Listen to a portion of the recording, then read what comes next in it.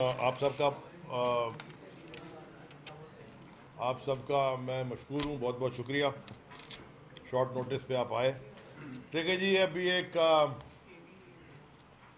Screens के ऊपर सुबह से तमाशा चल रहा है, बल्कि 2-3 दिन से चल रहा है और हर रोज़ रात को चलता है कि जी वो पुलिस वाले आ गए हैं और खान साहब को अरेस्ट करना चाहते हैं। जब उनको नज़र आते हैं कि इतने सारे लोग, वो कहते हैं हम तो फ्लैग मार्च कर रहे थे। मुल्क में पेट्रोल की शॉर्टेज है। मैं ज़रा पुलिस वालों को, पंजाब पुलिस पर बताना चाहता हूँ, किल्लत पड़ने लगी है। जो मैं भी बात करूंगा इकोनॉमी पे बाद में, वो फ्यूल क्राइसिस, यानी कि फ्यूल राइट्स हो जाएंगे। फूड राइट्स खाने के ऊपर तो होंगे, लेकिन पेट्रोल के ऊपर भी हो जाएंगे। आप फ्लैग मार्च कर रहे हैं सरकारी पैसों पे, यानी कि हमारे टैक्स के पैसों पे। तो खान साहब को अरेस्ट करने की जो ये बातें चल रही हैं, मैं ज़रा ये जो सारे पॉलिटिकल केसेस जो हम पे बनाए गए, बाय द वे हमारी तर्ज, हमारे हुकूमत में कोई नया केस सिवाय वो शहबाज शरीफ का, वो 16 अरब का मनी लॉन्ड्रिंग का और मकसूद चपरासी वाला, जिसको बेचारे को हार्ट अटैक हो गया और वकील को भी हो गया और FIA वाला था उसको भी हो गया और पता नहीं किसको किसको हो गया। बाकी सारे केसेस, सारी JITs, ये हमने सब, हमें विरसे में मिली, इनहेरिट की थी हमने। ये सारी पहले बनी हुई थी। हमने सिर्फ एक काम किया था, हमने ये कहा था, खान साहब ने लॉ इन्फोर्समेंट एजेंसीज को कहा था कि हम मुदाखलत नहीं करेंगे, तुम अपना काम करो। अफसोस की बात है कि अब ये पता चलता है, क्योंकि बहुत सारी चीज़ें तो वहाँ हमें नहीं पता थी कि हम वफाकी वजीर थे, लेकिन बहुत सारी चीज़ें बाद में खुल के आई। पता चला कि वो मुदाखलत प्राइम मिनिस्टर ऑफिस से नहीं हो रही थी, वो कहीं और से हो रही थी। वो तो अब खुद ही आ गया, वो डेंजरस कह रहे हैं कि ये डेंजरस है।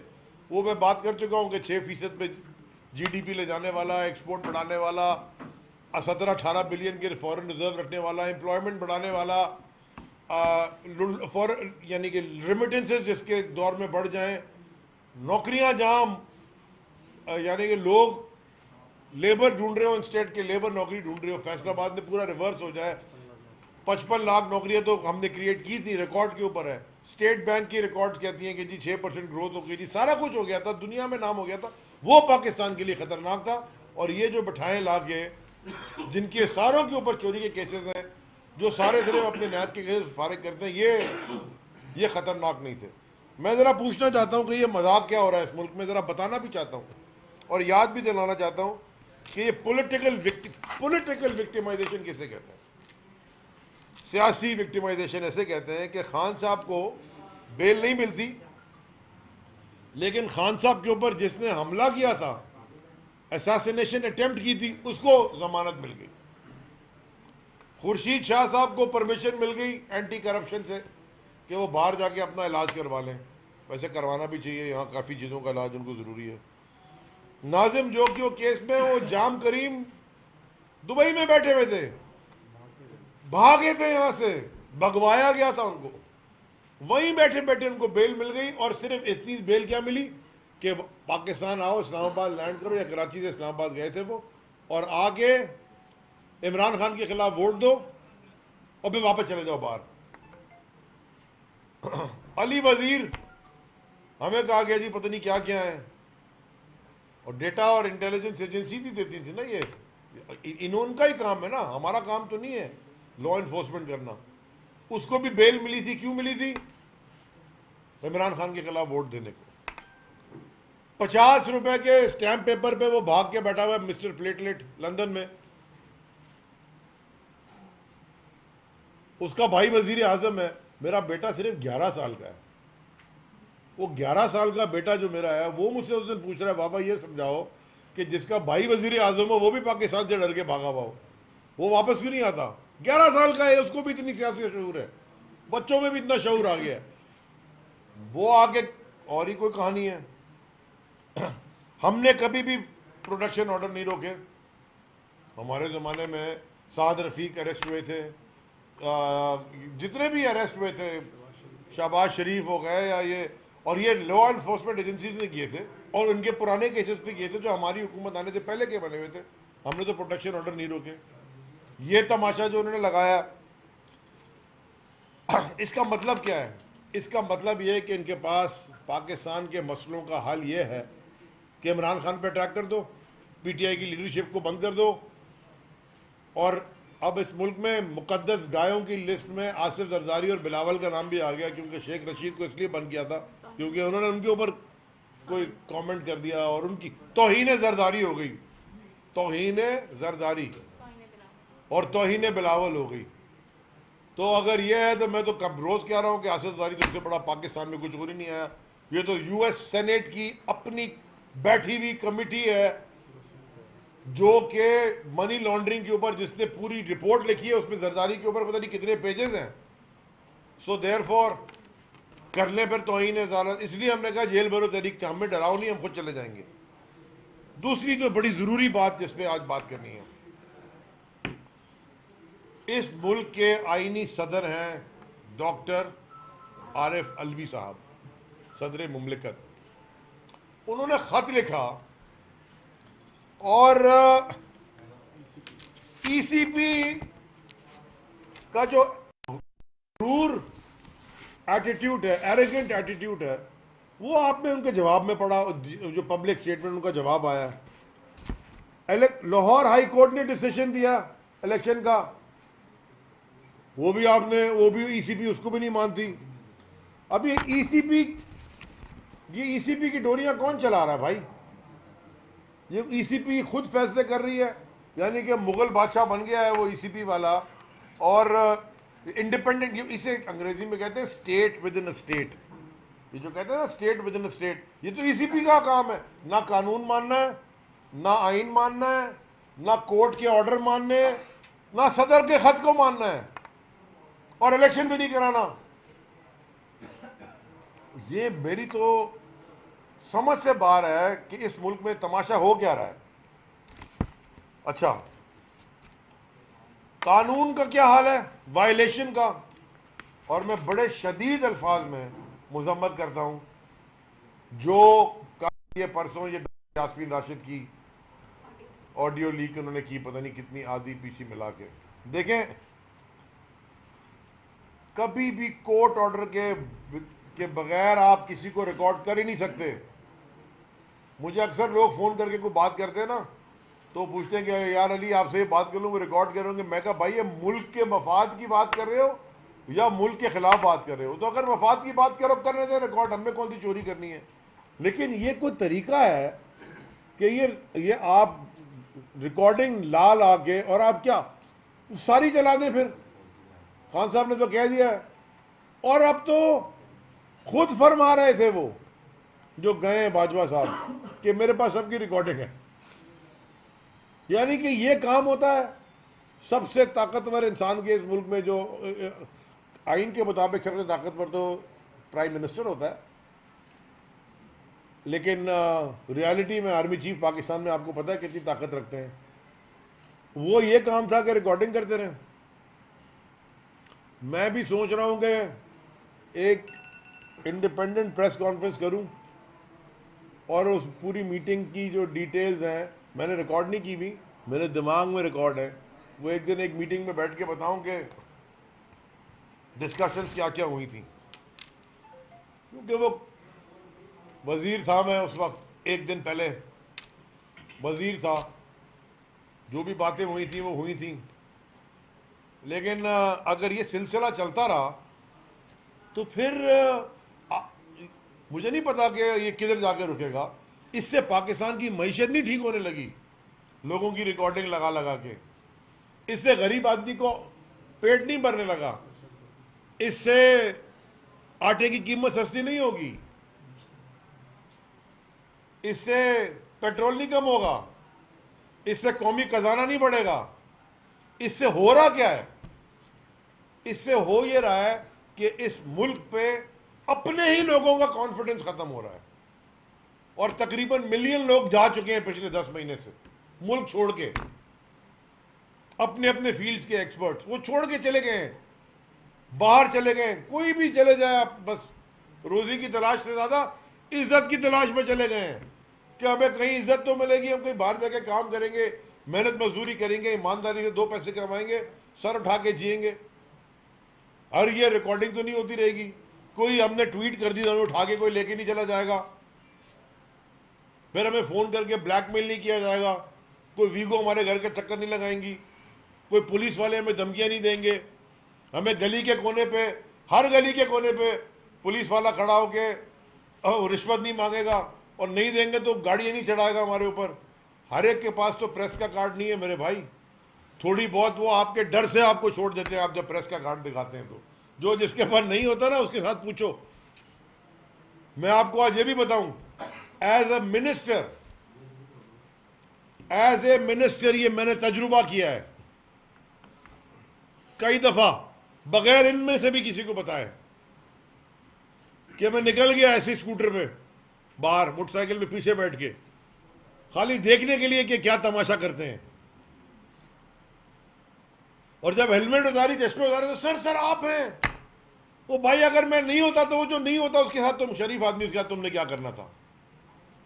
मैं तो सिर्फ जमीर की आवाज जगाने निकला था ना, मैंने ये कोई सोशल मीडिया पे चढ़ाया कि जी देखें ये क्या कर रहा है, क्योंकि मैं उनको भी नहीं जलील करना चाहता, उनकी भी मजबूरी मुझे पता है बेचारों की, उनके घर में भी बच्चे हैं, वो भी तबाही का शिकार है, क्योंकि आपने तालीम का निजाम तबाह किया है मुल्क में। उनके बच्चे के कोई उम्मीद नहीं रखें, हेल्थ का निजाम तबाह किया है। हेल्थ कार्ड इमरान खान ने दिया केपीके में और पंजाब में, वहां रिमोट एरियाज में प्राइवेट अस्पताल बनना शुरू हो गए थे, इन्होंने बंद कराया आके। ये पाकिस्तान और पाकिस्तान की अवाम की मुखालिफ हुकूमत बैठी है या बिठाई गई है। ये पाकिस्तान और पाकिस्तानियों को दलदल में डुबो रहे हैं, धंसा रहे हैं नीचे, और इनसे बात करो तो ये अरेस्ट करवाने की धमकियां देते या करवा लेते, एफआईआर काट देते, और या इमरान खान को अरेस्ट करने की बात कर लेते, वहां चला देते। वो मेरी समझ में नहीं आया कि जो कल उन्होंने फरमाई, वो क्या मैं बोलूं, अब खातून के लिए कुछ बोलना भी नहीं, चले मरियम बीबी पे मैं कह लूं। मरियम बीबी ने फरमाया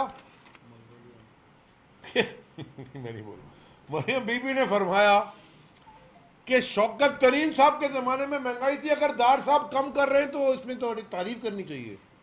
किस दुनिया में रहते हो भाई? नाश्ते में घास खाई थी, ये कौन, ये क्या बातें करते हो आप लोग? 80,000 रुपए के जूते पहन के महंगाई आपको लग रही है? हाँ, कोई यानी कि इंसान में कोई दूर, अगर जमीर सोया हुआ भी होता है, ख्वाब तो देखता है, सोता हुआ भी, ये तो मरा हुआ है। अभी जो ट्रिप लगाया था ना उन्होंने, वो कौन सी ट्रेन थी जो इंग्लैंड में, वो तस्वीरें आई थी सारे फैमिली लेके जो ट्रेन ट्रिप में गए थे, वो आपको जरा वो आप खुद गूगल कर लें और पता करें उसका टिकट कितने है। वीआईपी इन्होंने जो कमरे बुक कराए थे, ये मेरी पूरे साल की एज वजीर 2.25 लाख रुपए महीने की तनख्वाह से ज्यादा वो एक आदमी के वो ट्रेन का ट्रिप है। ये पूरा खानदान और मेड और सारी लेके जा रहे हैं ट्रेन की ट्रिपों में। वो बड़ी कोई वो जैसे क्रूज लाइन नहीं होती, वो ट्रेन लाइन है बड़ी यूरोप में घूमने की। कोई इनको शर्म नहीं है। और इधर आके जी मेरे दिल में दर्द होता है जब आटे की कीमत ऊपर जाती है। अबे वो आए थे वजीर आजम, मैं कपड़े बेच के, भाई बेच दो ना अपने कपड़े, अल्लाह के वास्ते बेच दो यार।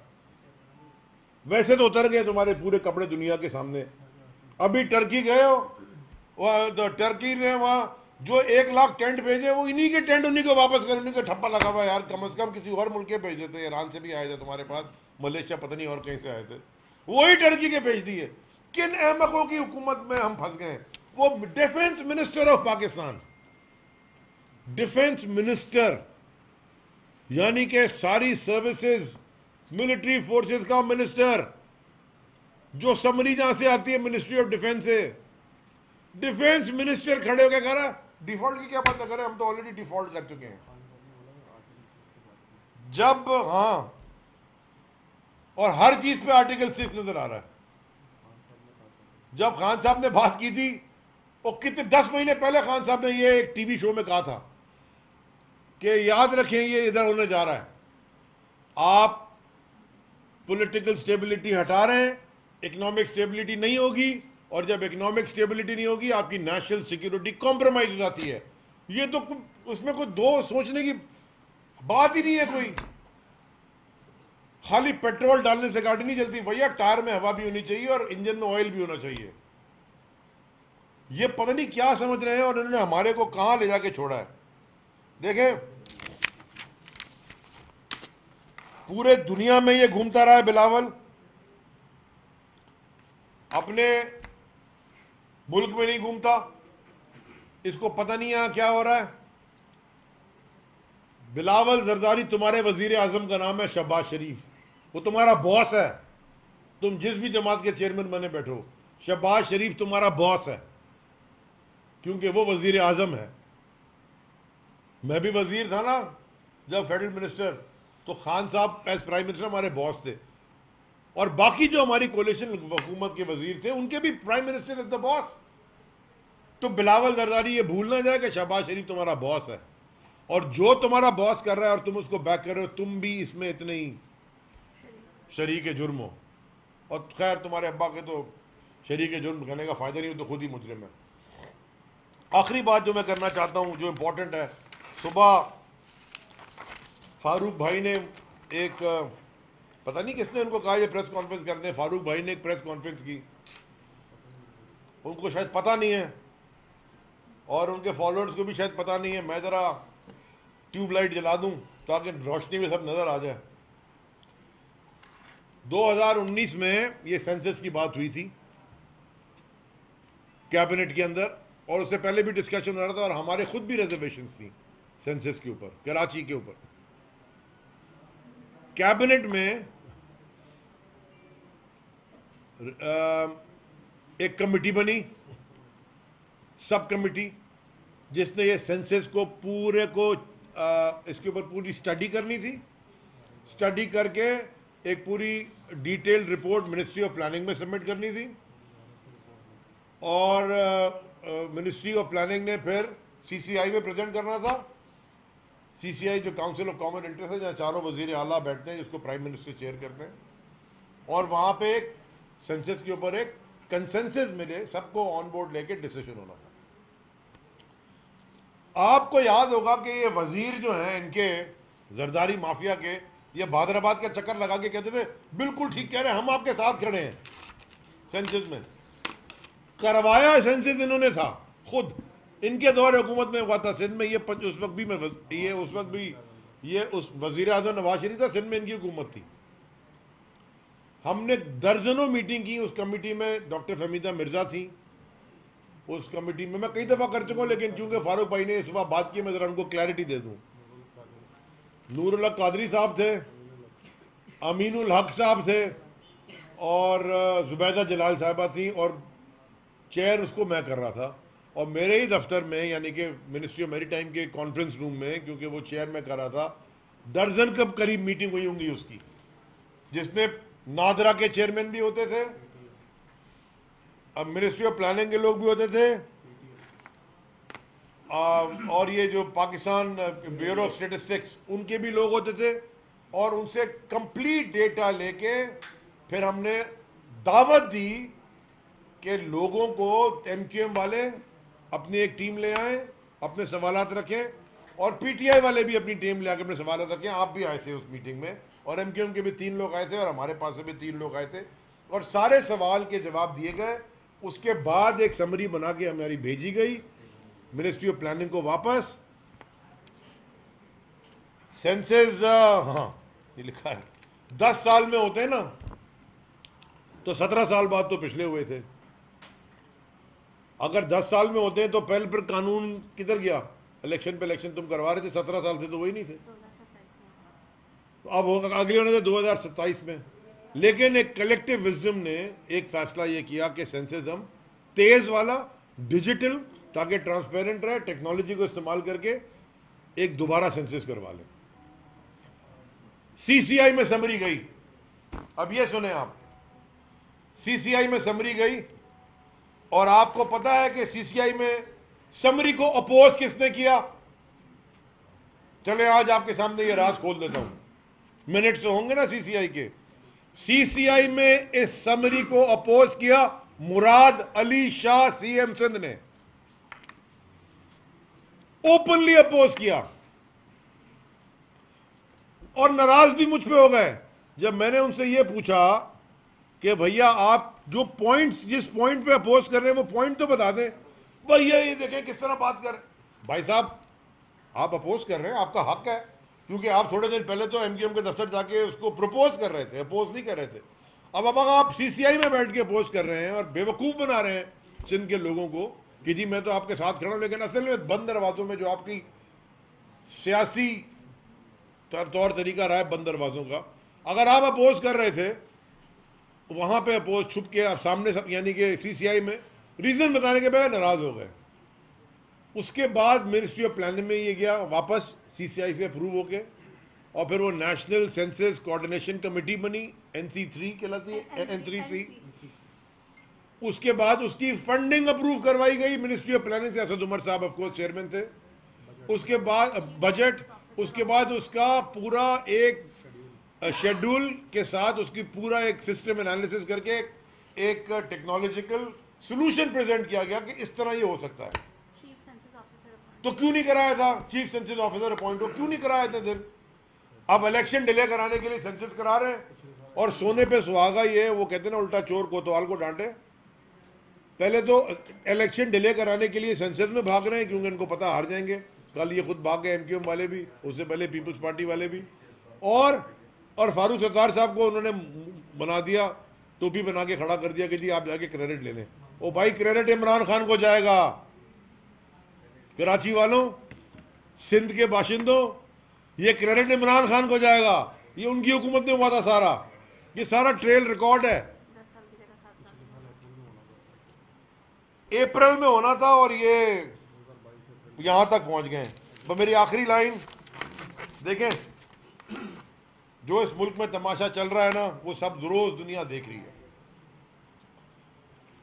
बड़े लोग मिलते हैं, वो कहते हैं कि अली दादी कराची में अब रहने जैसा नहीं रहा, निकलो। अच्छा, फैमिलीज ने, बिजनेस फैमिलीज ने अपने बच्चे बाहर भेज दिए, और एक रह गया है वो बेचारा, क्योंकि मजबूर है, क्योंकि सारा बिजनेस यहां है जितना चला सके, बाकी फैमिलीज बाहर चली गई हैं। ये ब्रेन ड्रेन हो रहा है पाकिस्तान में। वैसे ही आपने एजुकेशन में इतनी डिफरेंस रखी हुई है कि बेचारा जो गवर्नमेंट स्कूल वाला है वो, उसकी तबाही है एजुकेशन की। वो पब्लिक स्कूलों में और प्राइवेट स्कूलों में लोग क्यों बच्चों को डालते हैं? पेट काट के पब्लिक प्राइवेट स्कूलों की फीसें भरी जाती हैं। क्यों? अपने बच्चों को लोग तालीम देना चाहते हैं, ये सरकार का काम होता है। प्राइवेट अस्पताल में क्यों डालते हैं लोग? क्योंकि गवर्नमेंट हॉस्पिटल्स में ये अपने कुत्ते नहीं जाके ट्रीट करवाएं, घर के जानवर नहीं ट्रीट करवाएं। ये समझते हैं लोग इंसानी पाकिस्तानी उधर जाके ट्रीट हो। देखें, मैं पाकिस्तान के लोगों, आपको मैं आखिरी बात करना चाहता हूं, मुझे नहीं पता पीछे कवर हो रही है कि नहीं हो रही, लेकिन सोशल मीडिया पे जरूर चलेगी। ये टाइम आपका इस मुल्क के लिए खड़े होने का है, इस मुल्क के साथ खड़े होने का है। अगर आप अभी भी सोते रहे ना, यानी कि आपने अगर अभी भी सोचा कि ये डूब जाएगा मुल्क, मैं हर दफा कहते आ रहा हूं, फ्यूल राइट्स और फूड राइट्स, पेट्रोल के ऊपर यहां हंगामा होगा, और खाने पीने पे पाकिस्तान में कभी भूख से कोई नहीं मरा, भूखा नहीं मरता यहां पे कोई। अल्लाह ताला का करम रहा है इस मुल्क में, भूखे को खाना खिलाने वाले बहुत लोग हैं, लेकिन जो वो बेचारे भूखों के खाने खिलाने वाले साहिब हैसियत लोग थे, उनका हाल भी बुरा है। तो ये वक्त है कि आप खड़े हों अपने मुल्क की खातिर। दुनिया में आपकी इज्जत, कहीं भी आप चले जाएंगे ना, वो फिर आपसे सदियों पूछेंगे फेल्ड स्टेट। हम फेल्ड स्टेट नहीं सोच के पैदा हुए थे, ये पाकिस्तान ऐसे नहीं पैदा, ये अल्लामा इकबाल का ख्वाब ये नहीं था। इतनी मेहनत और इतनी कुर्बानियां हमारे बुजुर्गों ने नहीं इसलिए दी थी। और मैं सारे पाकिस्तान की बात कर रहा हूं, यहां रहने वालों की और यहां से ना रहने वालों की। पहली असेंबली जिसने, लेजिस्लेटिव असेंबली जिसने करारदाद पाकिस्तान मंजूर की थी, वो सूबा सिंध की थी। सिंध के लोगों ने वेलकम किया खुले आम, आके हाथ खोल के, आओ हमारे साथ रहो। एक साथ रहते थे सब। ये लसानियत की सियासत, मजहब की सियासत, नजरिए की सियासत से हटा के, इन गंद में लगा के, और यहां तक पाकिस्तान को लाना, ये सब याद है। सिंधु देश और जाग पंजाबी जाग, और वो क्या वो जन्नापुर, और ये सारा तमाशा इस मुल्क में हो गया है। सबको पता था हो रहा है और सब चुप थे। इसलिए मैं आखिरी बात, वो मरहूम परवेज मुशर्रफ साहब जनरल चले गए, अल्लाह ताला उनकी मगफिरत फरमाए। लेकिन मेरा हमेशा से सवाल, मैंने उनके मुंह पे उनसे पूछा था दुबई में, उनके साथ खाने की टेबल पे बैठ के मैंने उनसे पूछा था कि आपको क्या नहीं पता था कि एमक्यूएम को रॉ फंडिंग मिल रही है? आप आर्मी चीफ थे पाकिस्तान के, क्या आपको यह बात का इल्म नहीं था कि एमक्यूएम के अंदर दहशतगर्दी हो रही है? आप आर्मी चीफ थे, क्या आपको इस बात का इल्म नहीं था कि कराची ऑपरेशन के 100 पुलिस वाले मारे गए? आपको नहीं पता था? आपके पास रिपोर्ट नहीं आती थी कि सर कराची में रोज यानी आज 25 बंदा मर गया है? आपको नहीं खबर आ रही थी? आपको क्या नहीं पता था कि गैंग वॉर शुरू होती चली जा रही है? वो पप्पू को क्या था वो, और वो उजैर, हाँ अरशद, पप्पू, उजैर, वही तमाशा हो रहा है। आपको नहीं, सब आपको खबर, रिपोर्ट नहीं आ रही थी? क्या आपको नहीं पता था कि सौलत मिर्जा ने क्या किया है? क्या आपको नहीं पता था कि कमांडे और कमांडो और टुंटा और ये सारे कौन लोग हैं? आपके पास रिपोर्ट नहीं आ रही थी? क्या आपके किसी जानने वाले को किसी ने बंदूक गन पॉइंट पे नहीं छीना था मोबाइल उसका? क्या रेंजर्स नहीं शहीद हुई थी यहां पे? क्या जब यहां 12 मई हुई तो आपने खड़े होकर ये नहीं कहा कराची वालों ने पावर दिखाई? ये पावर दिखाई थी कराची वालों ने, ये अमन पसंद लोग, अमन पसंद शहर। आपको नहीं पता था? You were the law, martial law administrator, chief of the president of the country, general serving chief of the army staff. क्या आपको यह बातें नहीं पता थी? इसलिए मैं कहता हूं, हिडन हैंड से मुल्क नहीं चलेगा, डूबेगा ये मुल्क। अभी बाजवा का स्टेटमेंट आया ना, इमरान खान डेंजरस था, इसलिए मैंने उसको, ये अब कहानी नहीं चलेगी इस मुल्क में। जमहूरी मुल्क है, अवाम के मैंडेट से और जमहूरियत से चलेगा इंशाअल्लाह।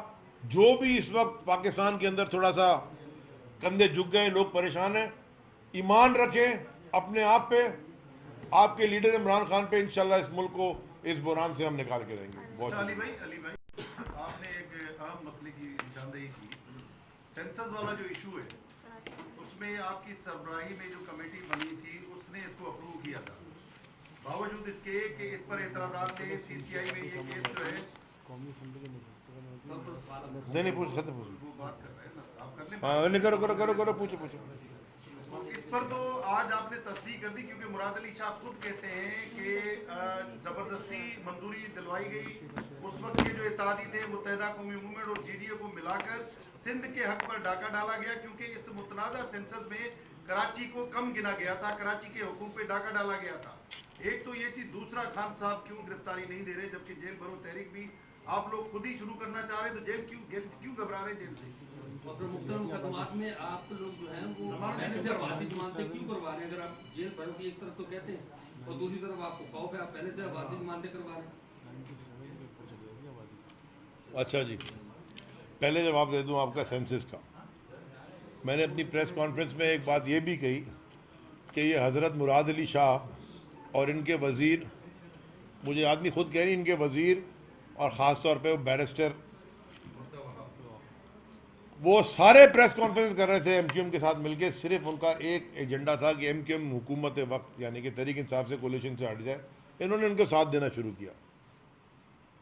टीवी के ऊपर आप अभी भी गूगल कर लें, आपको नजर आ जाएगा कि सेंसस पे उनके साथ जाके खड़े होते थे। और मुराद अली शाह ने जो भी कहा सीसीआई में, ही वॉज आउट वोटेड, यानी कि पंजाब वालों का इतना इशू नहीं था, लेकिन उन्होंने कहा कि ठीक है करवा लें। बलूचिस्तान वालों का इशू था थोड़ा बहुत, उन्होंने भी कहा, जुबैदा जलाल ने रिप्रेजेंट करी थी, करवा लें। अंदरून सिंध से डॉक्टर फहमीदा मिर्जा, यानी कि डॉक्टर फहमीदा मिर्जा असल में अगर सिंध को रिप्रेजेंट कर रहा है कोई, तो डॉक्टर फहमीदा मिर्जा की फैमिली कर रही है ना। ये तो अपने आप को बलोच बोलता है, जरदारी तो बलोच बोलता है ना। डॉक्टर फहमीदा मिर्जा की तो फैमिली सदियों से यहां रह रही है। ये तो खैर बलोचिस्तान ने भी कहा, हमारा भी इसके ऊपर क्वेश्चन मार्क्स थे कि सेंसस ठीक नहीं हुआ। हल्का बंदियां इसमें गड़बड़ हुई, अभी फिर उन्होंने की हैं, तो सारों ने मिलकर इसको अप्रूव किया। हाँ, मैंने आपसे खुद कह दिया, वहां मुराद अली शाह ने अपोज किया, हमने उनसे पूछा रीजन तो बता दें। आप तो इनके दफ्तर एमकेएम भी अमीन उल हक बैठा था ना उस मीटिंग के अंदर, वो तो ये साहब आप तो इनके सेक्टर गए थे बादराबाद, वहां जाके आपने कहा कि बिल्कुल होना चाहिए। अब आप यहां क्यों 2-6 दिन के बाद इसको अपोज कर रहे हैं? वो रीजन के ऊपर वो नाराज हो गए। कहने कि वो तो एक मेजोरिटी का फैसला था, वहां 4 और भी वजीर आला बैठते हैं ना, 3 और प्राइम मिनिस्टर होते हैं, तो वो हो गया जमहूरियत है, मेजोरिटी रूल्स। नंबर 2 आपने सवाल पूछा इमरान खान साहब, हाँ हाँ, व्यू क्या अप्रूव तो उसकी, वरना 98 में चले जाते हैं। वरना हाँ, एनएफसी अवार्ड रिवाइज ये बिल्कुल ठीक बात है, ये भी पॉइंट अच्छा है। अगर वो नहीं मानते सेंसर साहब, तो आपका इलेक्शन भी पिछला वाला जो था उसमें क्वेश्चन मार्क था, और 97 98 के सेंसस पे आप चले जाते, एनएफसी अवार्ड भी फिर उतने पे जाता। पीछे के हम आगे बढ़े लेके मुल्क को, लास्ट गुड पॉइंट, और हमने इसलिए अप्रूव करके अगला अनाउंस कर दिया। दूसरा आपने पूछा इमरान खान साहब गिरफ्तारी क्यों नहीं दे रहे? देखें, इमरान खान साहब क्यों गिरफ्तारी दें? जब जेल भरो तहरीक शुरू हुई है तो टीयर्स में जाएगी, जब देनी होगी तो देंगे सब, लेकिन कोई कत्ल किया है भाई साहब, सुप्रीम कोर्ट का या हाई कोर्ट इस्लामाबाद का ऑर्डर है कि शायद सुप्रीम कोर्ट का, कि फॉरेन फंडिंग जो है केस या फंडिंग केसेस सारी जमातों के साथ सुने जाएं। मुझे जरा बता देना, पीपल्स पार्टी और नून लीग की और एमकेएम की क्यों नहीं सुनी जाती? उनकी क्यों नहीं सुनी जाती? हमने तो रिकॉर्ड दिया पता नहीं कितने मेंबर डोनर्स का नाम के साथ, हजारों हैं, और अगर उसमें कोई किसी की कंपनी का नाम का चेक था 200 500 हजार डॉलर का जो गलत आ गया, वो आप वर्स्ट केस ये कर सकते हैं, वापस ले लें आप। मलेशिया के पाकिस्तानी को इंडियन दिखा रहे हैं, यानी कि कोई अगर किसी की शादी हुई भी है, अमेरिका में रह रहा है पाकिस्तानी, यहां पैदा हुआ, यहां पला बड़ा, स्कूल यहां गया, यहां पाकिस्तानी है, उसकी शादी एक मुसलमान खातून से हुई जो इंडियन ओरिजिन की अमेरिकन हो गई है, आप कह रहे हैं जी वो इंडियन है, अहमकाना हरकतें करके। और इस पर अगर आपने इमरान खान को अरेस्ट करना है तो इससे ज्यादा तो पॉलिटिकल विक्टिमाइजेशन है ही कोई नहीं। जहां तक आपने कहा बेलों पे, हम अपने केसेस सारे हमारे पे झूठे केसेस बने, वो हम केसेस लड़ेंगे और वो हम केसेस को ऑन द रिकॉर्ड रखेंगे, माफ भी कर रहे हैं हम, आप वो केसेस यानी कि जीतेंगे भी। जहां तक हमने जेल भरो तहरीक की बात की है, हम ये बताना चाहते हैं हम डरते नहीं है जेल शेल से, लेकिन हम झूठ में कन्विक्शन नहीं देंगे अपनी डर के, तो हम खुद आ जाएंगे, आपको डरने की भरोसे की जरूरत नहीं है, परेशान होने की जरूरत नहीं है। अच्छा अली साहब, सवाल ये है यार आप दोनों एक सवाल है इधर, ये सारे करके जाएंगे आप, तसल्ली होगी आपकी। ये बताएं मुझे, आप ये कह रहे हैं कि पहले जो है वो लीडर बाद में, दुनिया की कौन सी ऐसी कोई तहरीक है कि उसमें लीडर जो है वो पीछे है, वो कारकुनों को कहता जाए भाई पहले या आपका या आप क्रॉस कर मैं बाद में आता हूं। मैंने तो ये कहा ही नहीं, मैंने ये कहा मेरी जान, मैंने तो ये कहा ही नहीं कि लीडरशिप गिरफ्तार नहीं दे रहे। मैंने ये कहा इमरान खान साहब भी गिरफ्तारी देंगे, लेवल्स पे टीयर्स पे देंगे। हो सकता है पहले में वो चले जाए, हो सकता है तीसरे में। शाह साहब ने कहा, शाह महमूद कुरैशी वाइस चेयरमैन है ना तहरीक इंसाफ के, उन्होंने कहा कि सबसे पहले मैं दूंगा। मैंने कहा मैं दूंगा, मैंने तो पहले भी कहा था, मैंने फॉर्म भी भर दिया।